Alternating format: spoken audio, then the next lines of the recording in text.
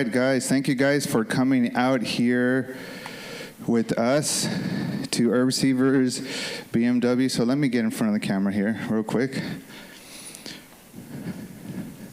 So how you guys doing? You guys feel like you guys had a good long day at work? You guys are good? I see you guys, some are tired. Some have energy. Some of you guys rode here. You guys are crazy. It's cold outside, man. Just riding out there. But with the BMWs, you know, you have those heated grips. Beautiful. Always keeping you guys warm, right? Yep, I got thumbs up back there.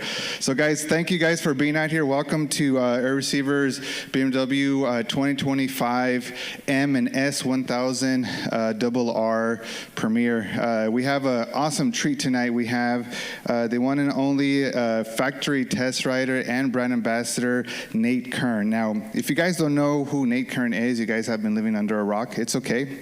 We'll wake you up right now just a tad bit. But Nate Kern has a rich history with these double R's. If anybody knows these double R's inside out, is Nate Kern. Not only is Nate Kern knowledgeable here, but he's also a rider, right? He races.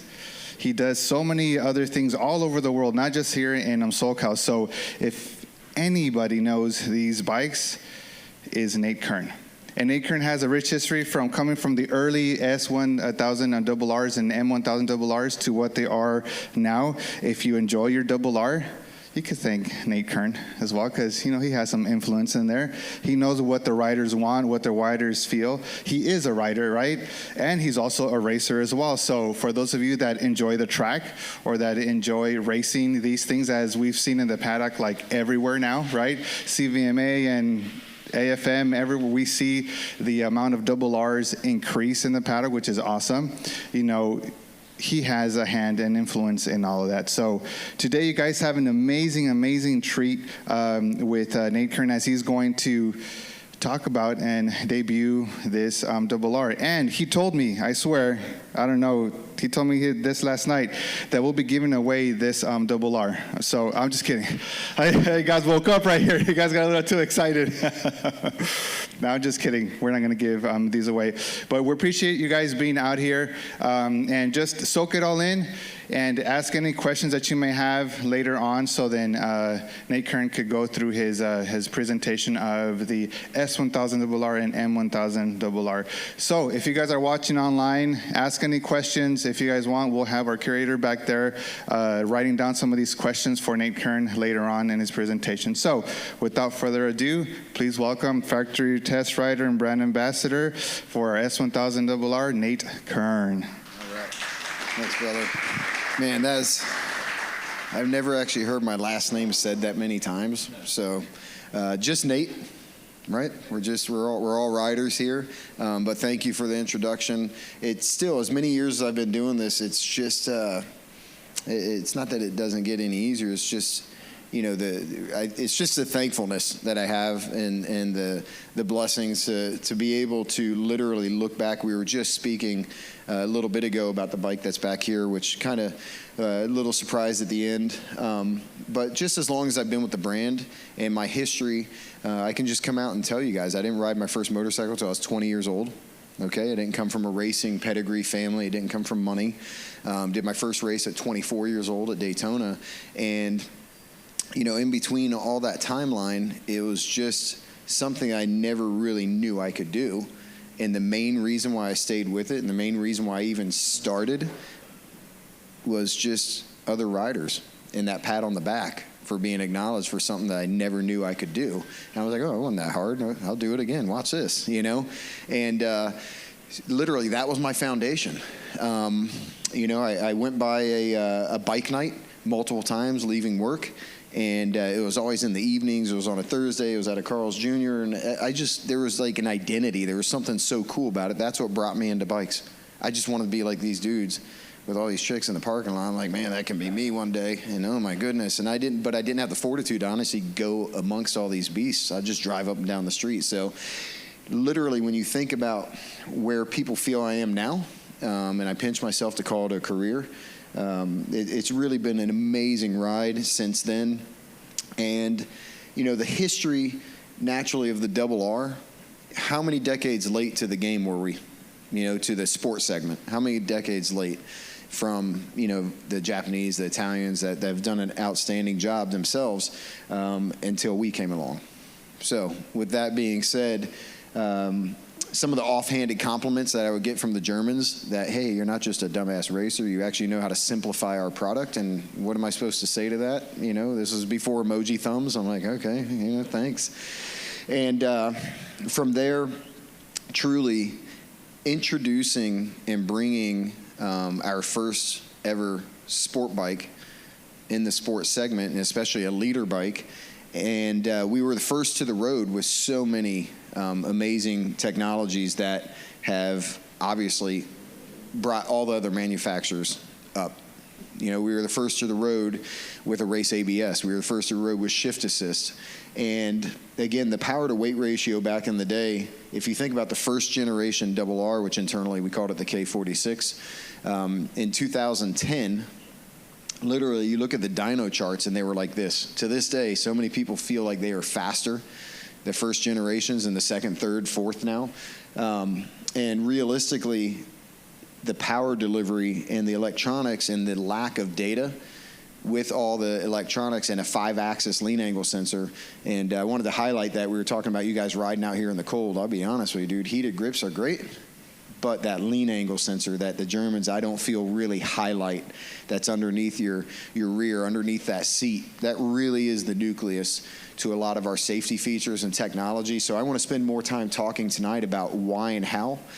I feel it takes longer to run out of skill on our bikes than any of the other ones I've tested. Again, the market's rather good, and I'm not going to go out and say anything overly condescending, because just like tires nowadays, the technology is there. It's just how rideable and how usable is it for the average rider up to a skilled rider. And that's what I love the most about the RR. We built a motorcycle for the broad ranges of skill sets and experience. So riding here, sun going down, maybe some heat still in the asphalt, right? You have the luxury and the versatility of changing modes. You agree? And as you leave, not saying that you can't control 200 plus horsepower at the crank, but why should you have to when you can push a button and allow that DTC and allow all the different axes on the lean angle sensor to do its job and keep you safer so you make it to the next ride. So that's what I'm very impressed with. So naturally, each year, BMW is not afraid to push the envelope a little bit, and especially with aesthetics, if you can't tell. So from the first generation RR with asymmetric headlights, and there's a kind of story behind that as to why and how, real simple, form follows function. Form follows function. The only function of a high beam is to be a projector lamp. That's why they made that housing, it was 1.5 pounds lighter than giving it the same housing as the low beam. But notice how they switched sides. So I think, and this is what I hear, from what I hear, the most markets in the world that the high beam should be on the certain side of the road with oncoming traffic versus one of the smaller markets in the world. Nothing against the Brits, but they actually put it on the wrong side if you think about it, traffic going the other way. So just a little fun fact. But either way, that was kind of an identity. You agree? A lot of people were like, man, that's like a hot chick with a lazy eye. And I was like, yeah, okay, if you say so. I know we're live streaming, so it's fun to, for those of you that definitely know me, to still be myself and be up here. But it's kind of like we're hanging out in some really cool guy's garage. This is such an amazing environment. If you really haven't been to Irv Seaver's BMW Motorcycles and seen their flat track cafe, it's a dealership across from a dealership, and it's beautiful in here. But with that being said, naturally the asymmetry was an identity. Some didn't like it in the beginning, but then when it went away, what do people say? Oh, what'd you do? But yeah, you were the same dude that just said 3 years ago you didn't like it. And especially the colors, right? From the acid green to the fire blue, which you got to admit, the second generation RR, which was 2012, the fire blue was absolutely, I think, was fire, personally, especially when you paired it with carbon. When you put the fire blue with carbon, and nowadays people are replicating and painting their bikes. So As we move forward, naturally back then, shift assist was only up, but we still had a slipper clutch for the downshifts. And why did shift assist become a game changer? Where did it derive from? Racing. Okay? It was faster, but it was also less multitasking. If you think about why and how your periphery narrows and widens as you're riding dynamically, it's based off of not just skill set and what's renting space in your head in regards to traction. That's the number one thing that rents space in your head when you're riding, especially at speed. Do you agree? Whether you're in the canyons, which we had a nice little conversation before I got up here, or you're at a track day in a closed course environment. Nobody wants to find out the hard way. And with the S1000RR and now the M1000RR, which we'll get into why and how, the prestige of having that M branding, I'm actually glad we never had that earlier, because I don't feel we had the product that was truly an M in regards to performance. So again, getting back to the safety aspects, which again, I'm so much more impressed with that than just the power. We've made the power throughout the generations more progressive and rideable. And that's where we get down to the ingredients to failure, which starts with the rider. Do you agree? It starts with the rider. And ask me how I know. You know, I mean, we're you know, guys, gals, doesn't matter. We're humans, and we tend to want to either show what we don't know, and or it's our own personal roller coaster, so we find ways to entertain ourselves. But when you have so much adjustability and versatility at your fingertips, I really want riders to understand that they're purchasing more than just a great looking and powerful motorcycle, but you're purchasing a very forgiving motorcycle. So as we dive into the 4 pre-calibrated street modes that we've always had from the first generation, we've renamed them over the years. Getting back to the lean angle sensor, this right here, literally underneath the seat, dictates so much. So your first level of insurance in rain mode is the throttle response. So we'll start with rain. It's reduced horsepower, reduced torque. Those numbers are all swirling in my head from the first gen till now. Actually, I don't think it was reduced in the first, but reality is your first layer of insurance is throttle response.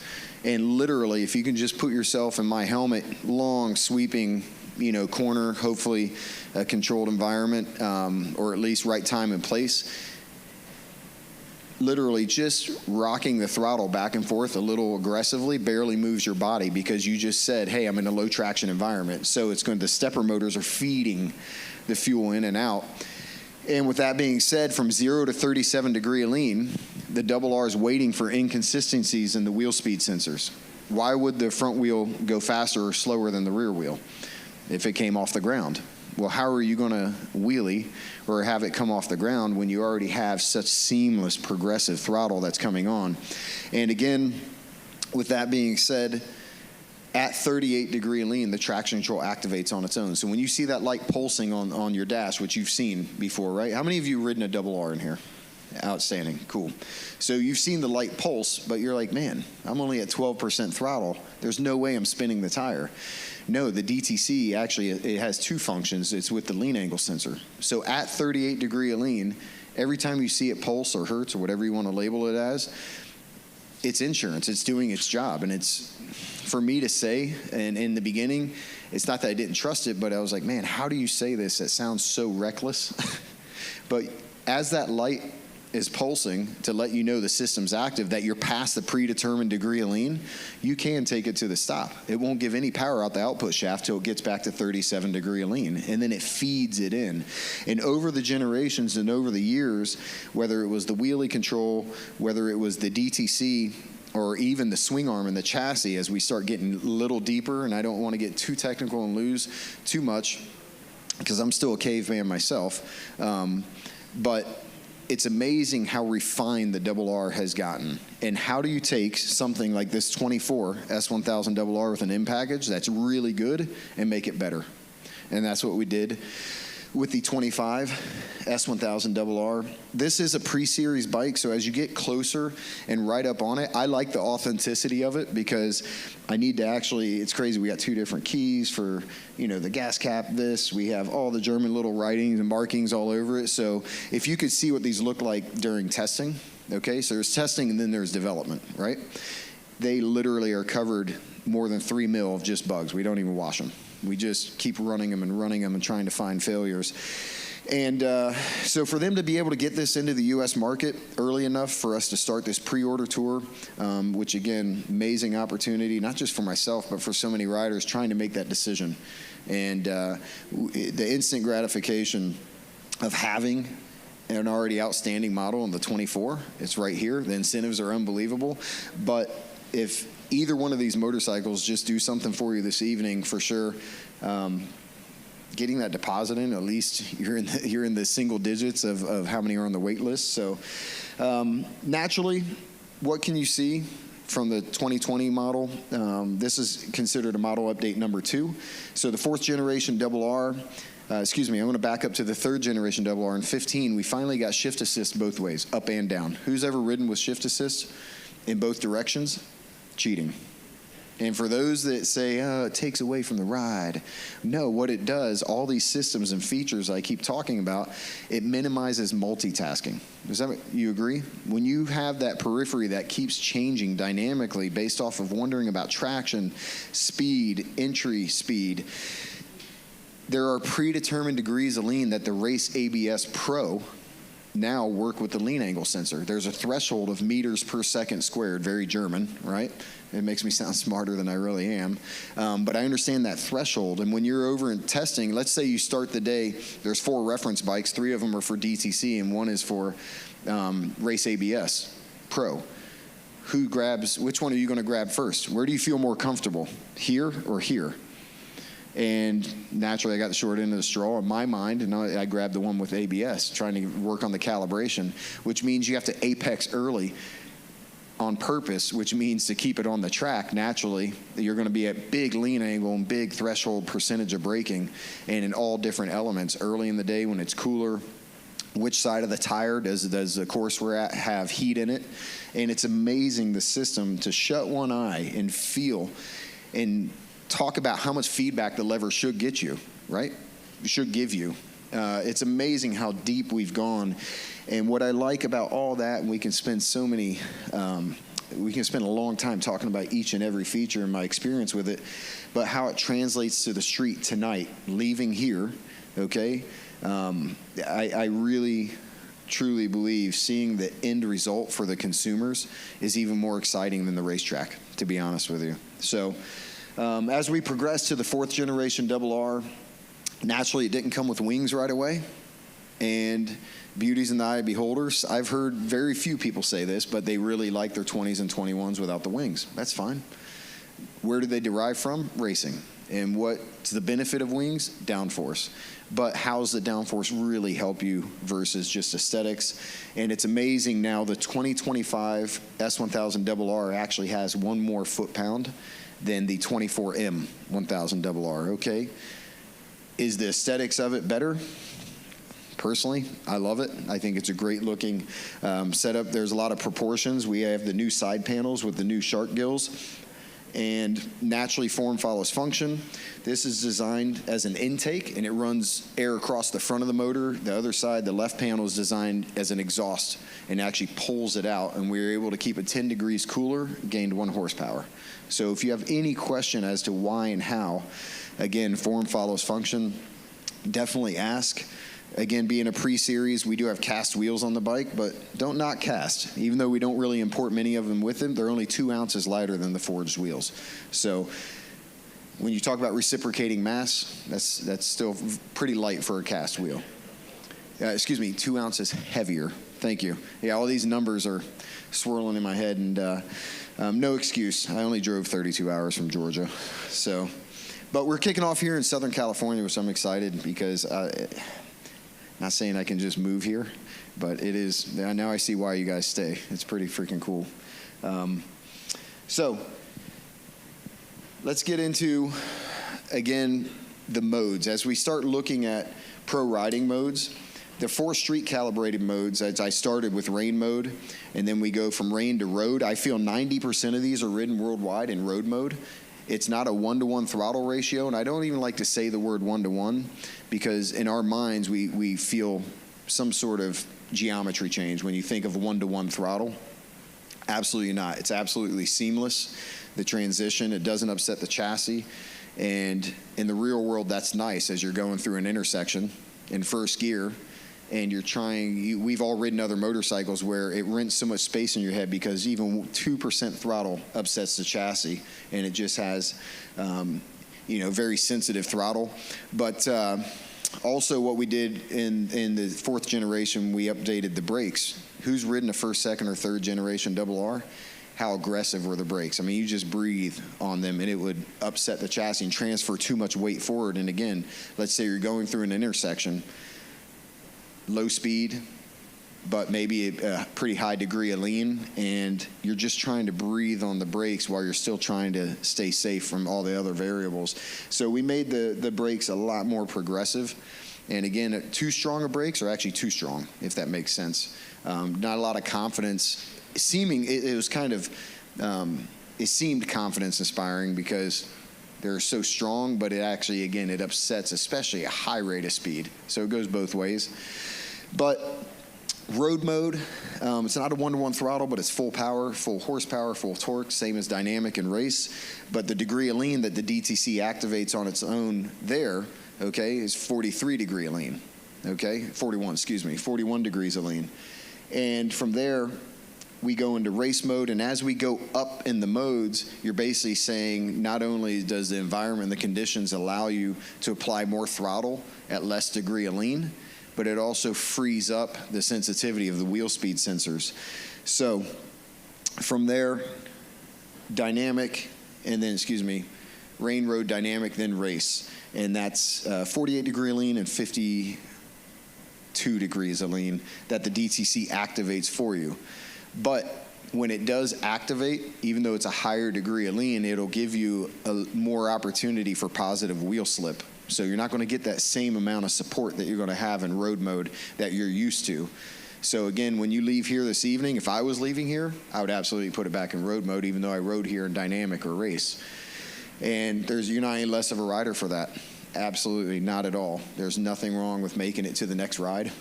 It's nice to see that light blink and just let you know it's doing its job. So from there, the pro riding modes, I'm a huge fan of the pro riding modes, but you have to be able to truly understand what you're setting up. Doesn't mean you're a pro, okay? Even myself, when I look at that and I say, wow, I've made it. No, you just bought a motorcycle that allows you to have basically the M modes. It derives from our car side, okay? As the BMW group as a whole, underneath one group, to outsource building this motorcycle, we really didn't have to do much of it. The M cars have M1 and M2. You guys are familiar. This is literally an M car on two wheels. If you've had any seat time in M cars, it's amazing when you get on this, just how much it laughs at you like the car does. That's all you got. But again, whether you're in an M car or a double R, can you run out of skill? Absolutely. You can still hit a curb. You can still hit a tree. But the degrees of lean in regards to, let's say, the application of throttle at a high degree of lean, we already know you're past that predetermined degree of lean in whatever mode. But then we also have a rear wheel speed sensor that will sense that it's going too fast, the slip for that degree of lean. And it's just amazing how the system all comes together. So personally, if I can just give you an example, North Georgia, we're going up the mountains. Now on the pro riding modes, which each one from throttle to engine braking to wheelie control to even the DDC, the dynamic dampening control, the electronic suspension that everybody likes to say they need to rip off to be faster, to be better. Well, dude, you're not chasing the national championship, so you don't need to. Secondly, I will tell you, every 10 milliseconds, it dampens itself. The system dampens itself. And all that fancy talk just means that what it's transferring to your second shock, which is your spine, is maybe 20% of what's really happening. It's amazing how the system between the potentiometer, so it takes 4 calculations. The potentiometer on the left side of the rear shock, so it's measuring shock travel, lean angle, throttle percentage, and brake percentage, and that dictates all at once, every 10 milliseconds, what the valving should be. Fatter, not as fat, meaning the compression, the rebound. And as you go into the pro riding modes, now you have the ability to say, you know what? I'm feeling that my environment has some pretty crap roads, which you guys don't have the most amazing roads considering how much you pay out here. Come on, I got to have a little fun. I'll say the same thing when I get to Detroit too, okay? So there's no profiling, all right? But legitimately, if I just want my throttle response, but I don't want a sensitive ABS over the bumps, right? It's amazing how you can go in and set up pro riding modes. If I'm going up the mountains in North Georgia, I want to set my engine braking at its lowest, because if I breathe the throttle mid-corner, it's going to doubly hold me back and go slower mid-corner and have to go right back to the throttle. And then when it's time to go home, I go to pro mode number 2, and I already have maximum engine braking. And as a leader bike, it's nice to get that big crank to decelerate and use less braking to pull you into the apex. And that's a real world scenario where on the track, all right, imagine going to a place like Circuit of the Americas, which you guys need to make it to. You really need to. Who's been to Circuit of the Americas? Who's actually ridden it? Yeah. What's that? All right, well, next year you have your chance. It's crazy. Next year, it looks good. We're working out the dates right now. It'll be my 6th time having Double R Fest at Circuit of the Americas, so bucket list for sure. Again, it is a track day. It is not a race, all right? End of story. I know there's so many reasons why you need to make it out there, but also with the right mindset. To enjoy your motorcycle in a controlled environment. But the beauty of it is, as the rear tire goes off at the track and you're enjoying a track day, or you're just like, man, I think my tire is that bad. Well, there's nothing wrong with reaching over, because the pro riding modes opens up the DTC button. You have +7, 0, -7. So has anybody ever broken down the DTC that's fully adjustable to you guys? Okay. So +7, where is it sourced from? Rain mode. It's sourced from somewhere, okay? From 7 to 6, you're basically starting to transition the lean angle, the degree of lean. So real simple. +7, the DTC activates very early at 38 degree lean. +6, +5, +4, +3, all it's doing is opening up the degree of lean that you can give it more throttle. And again, considering the environment, let's say it's a perfect traction degree day. The asphalt's 100+ degrees, 80 degrees out. You're feeling good. Everything's feeling good, but it's your first time on a double R. Are you any less of a rider for riding in rain mode? No, because you want to see what it does. There's nothing wrong with that. But also seeing riders grow with the bike. I just have to have a double R. I'm a BMW car driver. I love M. I love this. I love that. I love the look. In rain mode, I truly believe, and for those of you that experience the double R, I feel pretty much anybody can ride it. If you can make it from A to B and back to A 50 times or even 20 times, rain mode is so cheating. And that's why a lot of times they say, well, why won't you make a middleweight bike? Because we are getting our lunch eaten in the middleweight market, okay? Because we already have that safe of a motorcycle. There's some middleweight bikes that don't have the safety features, that don't have the lean angle sensors and the traction control. So I definitely want you guys to just embrace the versatility, and any questions you have about setting up the modes. And the wheelie control is unbelievable. Let's just say, again, talking about running out of skill, can you over-rotate when the wheelie control is set at 0? Absolutely. You can just loop it, all right? But think about it.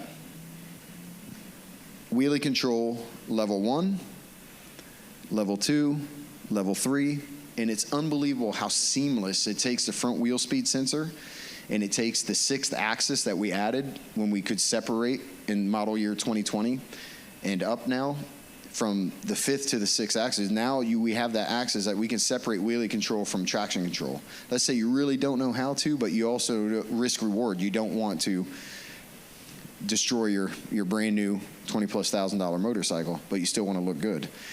Again, right time and place. That's all I can say. That's my asterisk. But your favorite little intersection, you like to entertain yourself leaving the house, right? You just gas it a little bit, but you're just quick to shut off whatever. I'm telling you right now, in road mode, basically wheelie control level 3. It's unbelievable. It'll literally come up this much and set itself down, but it doesn't slam down like it did in the first generation or the second generation, because we have so much data now and so much technology that, again, what does it do? Puts a smile on your face just talking about it. You're just like, and you can replicate it over and over again to where, honestly, the novelty wears off. And next thing you know, you need level 2. You need level 1. And then a lot of times when I do two uprides, because we have a custom handle on the gas tank, it's nice to have it sometimes, depending on the passenger, but we tend to leave it off because it's a little more fun in a controlled environment. But from there, we also have the upgrade in 2025. We have a quick action throttle. So 72 degree of rotation got you to open throttle in the previous model year, if you didn't know that. So 72 degree, and then you wonder why, man, this thing goes pretty good. Well, now we took 12 degrees off of that. So 60 degree of rotation will get you to open throttle quicker. And is it about full throttle? No, it's any amount of throttle. It's going to get there. It's going to give you that nice percentage and get there quicker. But you still have all the safety systems and the electronics and the chassis that keeps everything in check as you're turning the throttle a little bit more. The M package on the 2025, the same as now that we have the quick action throttle, but you get the M seat. Naturally, you're going to be able to have the ability to get carbon or forged wheels, the lithium lightweight battery, obviously the M colors, the homage colors, which I got made fun of for being a little bit of a redneck because I didn't know it was homage. I was like, yeah, man, I like the homage. I really like the homage colors. And they're like, yeah, thanks. And you're representing us? I said, yeah, man, I'm representing. So, yeah, homage, okay? Is that fancy enough for y'all? Okay, so from there, naturally, we can really get into why and how the M, when it first came out in model year 21, you got to admit, it's pretty impressive. And what's the difference between an M and an S? Real simple. The whole principle and strategy behind developing the M1000 RR 1 second a lap faster than the S, no matter what track worldwide. And how do you achieve that? With good looks? No, performance. You have to have performance. So we started with what you can't see, and that's the internals, that's the geometry, that's the rake, the trail, the offsets. Really a big, again, feature I like to highlight on the M that really does, from a super functional aspect. In the beginner group, maybe, let's say, you might not be able to see the benefit of this linkage on top of the rear shock. But as you progress and you start adding more throttle at lean, what I can tell you about the linkage between the cast linkage on the S, which the leverage ratio isn't as strong as this is a full-on race linkage. Okay, and it's a CNC'd, beautiful piece of artwork that's underneath there. Real simple. Before it ever wants to light up and before it ever wants to wheelie, any degree of lean, it wants to drive forward. It just grips. And as cool as wheelies look, they're not fast. You agree? So pure performance with lateral grip coming through, obviously the updated swing arm design in 2020, which gave us a lot of freedom. This swing arm truly was revolutionary for us because there were so many years that people complained as to why and how there's a little geometry change and pumping off the corners with the previous swing arm design, and how that translated honestly from the world level, which how many of you guys have been World Superbike fans since we started in BMW? Do you guys remember those days? So basically, the previous generation swing arm had a shock tunnel. It literally had a tunnel that the rear shock was trapped and encapsulated in, which generated a lot of heat, but also the shock was only yay far off the engine cases. So it was kind of two things going against it. And then naturally, with the underslung and getting the bracing on the bottom and being so open and free, you can see how far away the shock is now from the engine cases. It's not trapped down in a tunnel. It gets all the air that it can get, but it's the angle that the shock's mounted also that we can get away with a lighter spring. So again, we can get down some performance details. But what's really impressive about the M1000 RR, not that life isn't good enough at 14,600 RPM and change, but 15,100 RPMs. It's just that extra little gear, and that's why you need to come to COTA next year. There's just something about turn 11 to turn 12 on this. The S definitely fills your cup, but it's overflowing on the M in regards to performance. Titanium Pankel connecting rods, so there's a reason why it spins a little quicker. Can you feel it on the street? If you really can, and you do it too many times, you might want to consider go into a more controlled environment, just for regardless of all the safety features. I want to see you guys. I'm proud to represent